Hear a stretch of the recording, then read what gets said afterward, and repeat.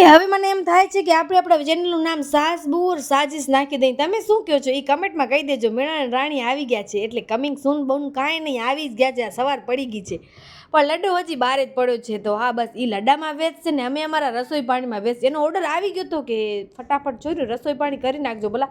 તો મેં બનાવ્યા થોડા ઘણા દાળ ભાત અને તનુભાઈ બનાવ્યા રીંગણા બટેકાનું શાક, રોટલી ને એવું બધું. પછી મારા હાથમાં આવ્યો પાર્સલ. અરે હું પાર્સલ પછી ખોલું પહેલાં તમે ગાદલો જુઓ જે મેળા રાણી મને આપ્યો. અરે પેક કરીને પડેલો જ હતો, એના કારણે ઓલરેડી 2 હતા. તો મને કે એક તું રાખ એક હું રાખું. મેં તો ભલે. હવે જ્યાં જૂનો ગાડલો તમે જોઈ રહ્યા છો ને, કોઈને ખપે તો મને કમેન્ટ કરજો, ફ્રીમાં આપી દઈશ, પણ પ્લીઝ કમેન્ટ કરજો ને કોઈક લઈ જાજો.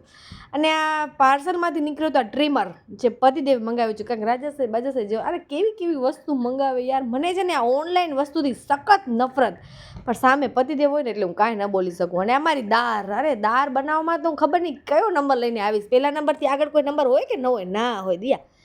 અને બસ પછી બધાએ ભેગા બેસીને એક જ રાડ આવ્યો મેળાવાની રાણીને, હલો બધાએ જમવા ફટાફટ બધાએ બેસી જાય. દાળ ભાત શાક રોટલી બધાએ સરસ રીતે એન્જોય કર્યો.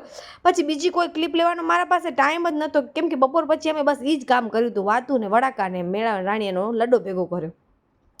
પછી સાંજની રસોઈમાં તો વરી એને ઓર્ડર આવી ગયો તો છોર્યું રસોઈ બનાવી નાખજો ભલા, હું મારો લડ્ડો સાંકળો. વરી એક રાડ કરી છોરા હાલ જો બધાએ, તો બધાએ બેસી ગયા જમવા માટે. તો જો અત્યારે જમવાનું શું બનાવ્યું હતું ને એવું નથી કહેવાનું. એ લોકો